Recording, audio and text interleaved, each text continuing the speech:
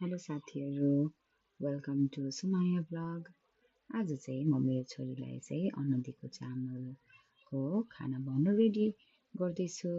यो चामल चाहिँ उसको ठुलो फुपूले ल्याइदिनु भएको हो। र एकछिन चाहिँ मैले चामललाई धोएर एकछिन भिजाएर राखेँ। त्यस पछाडि चाहिँ सुमालाई चाहिँ फ्रेन्च फ्राई एकदमै मनपर्छ र म आलुलाई चाहिँ कटिङ गर्न रेडी गरेँ। अनि आलुलाई चाहिँ मैले सबै काटिसके पछाडि एउटा भाँडामा राखेँ। अनि त्यस पछाडि त्यसमा अलिकति पानी पनि हालिदिएँ ताकि त्यो एकछिनसम्म भिजोस् भनेर के। अनि त्यो भिजाएमा चाहिँ नुन पनि अलिकति हालिदिएँ। यसलाई पनि एकछिनसम्म छोडिदिएँ। अनि यता चाहिँ फेरि मैले चिकन विङ्स पनि रेडी गर्दै थिएँ र चिकन विङ्समा चाहिँ मैले अलिकति ओलिभ ओइल हालेँ।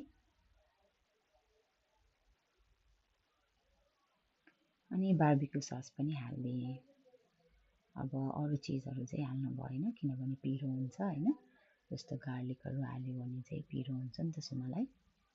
त्यही भएर यो दुईवटा चिज हालेर मोलिदिएँ। अनि त्यो एकछिन छोड्दाखेरिमा चाहिँ मैले चाहिँ अब यता खाना बनाउनु रेडी गरेँ। फर्स्टमा चाहिँ मैले घिउ हालिदिएँ। अब घिउ पनि अब अलिकति धेरै नै हाल्नु पऱ्यो नि त, थोरै हाल्दा अलिक मिठो हुँदैन त्यो होइन। अनदीको चामल चाहिँ अब अलिकति लपक्क हुन्छ क्या त्यो चाहिँ।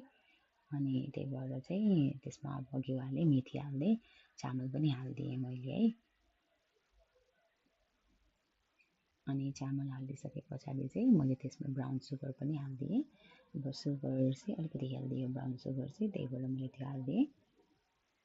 मजाले चलाएँ पनि त्यसलाई। अनि त्यसलाई चाहिने जति पानी हालिदिएँ मैले। त्यस पछाडि सिटी लगाउनलाई चाहिँ ढकनी बन्द गरिदिएँ। अनि त्यो टाइममा चाहिँ मैले फ्रेन्च फ्राइज पनि बनाएँ। अनि खाना चाहिँ अब रेडी भयो। सुमाले थम्सअप पनि गरिसक्यो। अनि माया पनि गरिसक्यो होइन। अनि विङ्स पनि खाना रेडी